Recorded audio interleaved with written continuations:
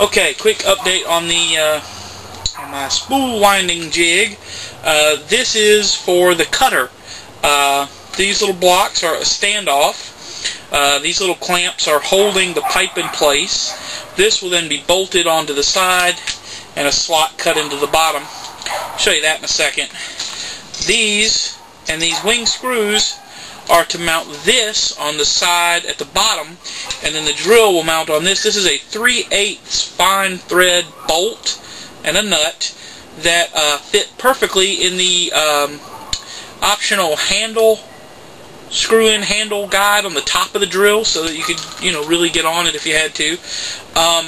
This bolt fits it perfectly. I've already tested it, and this bracket is exactly the right width to provide and thickness. God, look how thick that thing is. It's really massively thick. I've drilled out the holes here to accept these number 10 32 TPI wing screws. This is the original pair I bought for the copper clamp that will hold the mandrel, and they ended up being just a little too short. So I decided, hey, I'll reuse them and make it work for that. But again, they're still too short. They won't go through the plywood side and into this and then have a wing nut on the back end with 2 washers. So, but I'm going to do the same thing with this motor as I did with the first motor. This mounting here is going to be fitted into slots in the side of the plywood back of the bottom, so that it can be adjusted up or down to add or subtract tension from the pulley, because I'm going to need some serious grip. I'm going to have to put some torque on it. This bracket is large enough in this dimension here, so that should I need to, I can drill 2 additional holes up high and then cut this bracket off short. And then that'll give it, I don't know, it'll give it the same support basically, but it'll be able to go down further. I've yet to test this, so that's what I'm going to do. Now, a quick update on the spring winding jig. I got today the last of the pieces I need to complete that project. I got the wing screws that I need to attach the sliding plate that will make up the back panel drill holder, and I got the pulley wheel to attach to the drill. So a little bit of troubleshooting, a little bit of drilling and working on that, and that's one more project down. I will post updates on the vacuum former and the door progress as we go. I'm trying to get my buddy to help me out with this forge. We've already built the stupid thing. We have to finish, we have to come up with a Truyère. Now, it's a non-traditional forge design, and my blower isn't by any means a traditional blower. So, while I'm convinced it will be an effective system, I just don't know how we're going to finish it up. But without him coming around at all, ever, I do not know how we're going to get it done. If he was here or I was there, it'd be different. We could work on it. But he's not, I'm not, we're not, so it's having to take a back seat. Spring winder, yay! I took care of the moisture problem by setting it on some bricks.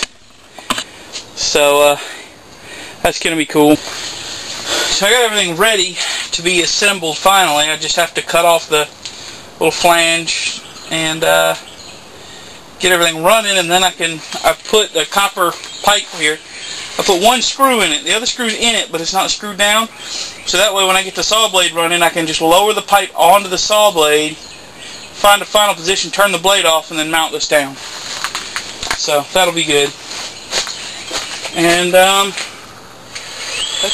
alright,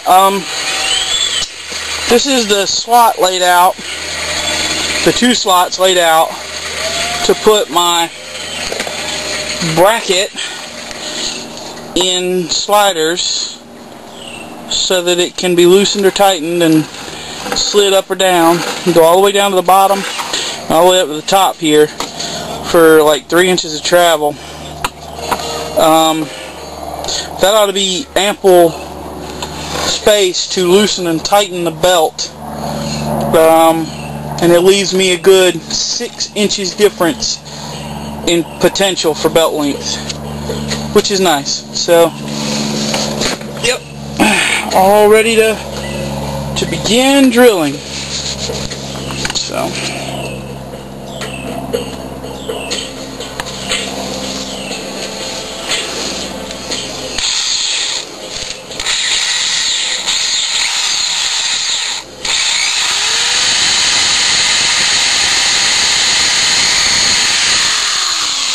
hole number 1, and then I'll come back in when I get done. There's my slots. As you can see, I got a little off here and there. I used a roto zip bit on my Dremel to do that with. Not the prettiest cut. I couldn't get a guide, a flush cut guide. Couldn't do any of that. So I did it the best I can, and this will work.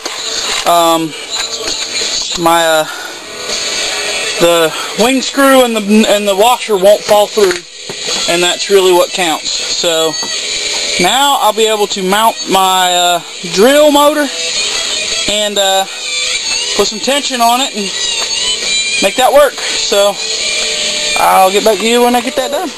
Well, there it is in all its glory. As you can see, I put these little